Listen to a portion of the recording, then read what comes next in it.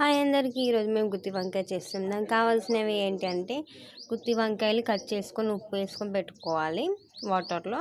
And పేస్ట్కి ప్రిపరేషన్కి వేయించిన పల్లీలు and వేయించిన నువ్వులు, కొంచెం సాజీర, 2 ఇలాచీలు, 2 లవంగాలు, చెక్క, ధనియాలు, ఉప్పు, కారం, పసుపు ఇవన్నీ వేసి వాటర్ వేసి మిక్స్ చేసుకోవాలి. పేస్ట్ చేసుకుని అలా కట్ చేసుకున్న వంకాయలకి అలా ఫిల్ చేయాలి. ఫిల్ చేసి ఒక పక్కకు పెట్టుకోవాలి. తర్వాత కర్రీ ప్రాసెస్ ఏంటో నేను నెక్స్ట్ వీడియోలో పెడతాను. Thank you for watching. For more videos subscribe my channel.